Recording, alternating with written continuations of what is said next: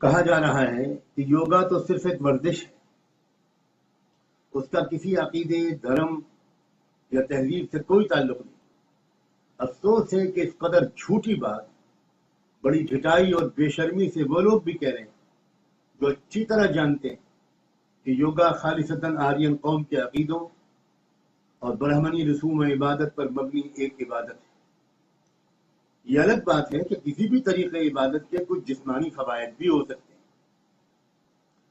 تو یوگا اور برہمنی کلچر کے باہمی رشتے ہی کی وجہ سے کچھ لوگ اس کے لیے اس قدر پرجوش اور انتھوزیاسٹک نظر آ رہے ہیں۔ میرے سامنے اس وقت اس موضوع پر کئی آتھینٹک اور مستند کتابیں ہیں، مثلا سوامی ستیانند سرسوتی کی سوریہ نمسکار،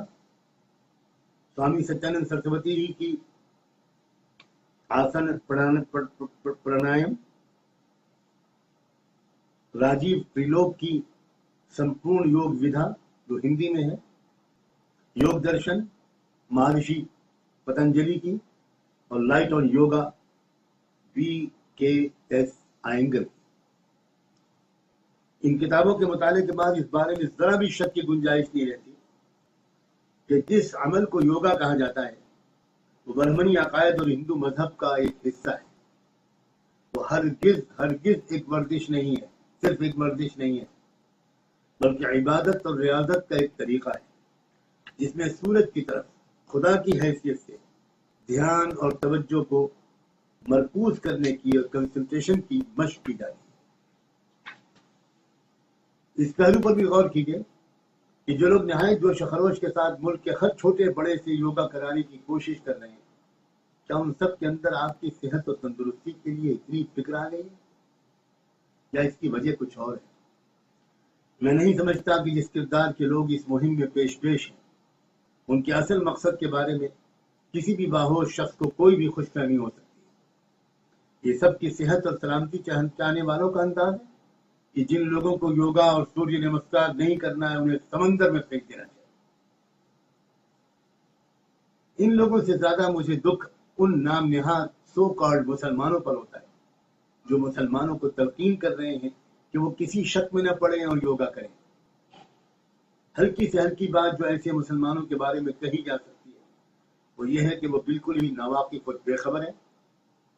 وہ نہ تو یوگا کی حقیقت سے واقف ہیں اور نہ حکمراں ٹولے کے اصل عزائم کو سمجھ پا رہے ہیں۔ ہمارے ان بھائیوں کے لیے بہتر ہوگا کہ وہ اپنے علم اور ایمان دونوں میں اضافے کی سنجیدہ کوشش کریں۔ 21 جون کو جو یوگا ڈے منایا جا رہا ہے اور بڑی چالاکی کے ساتھ ہمارے پردھان منتری جی نے UN سے 21 جون کو یوگا ڈے انٹرنیشنل لیول پر منانے کی جو منظوری حاصل کی ہے، اس کے بارے میں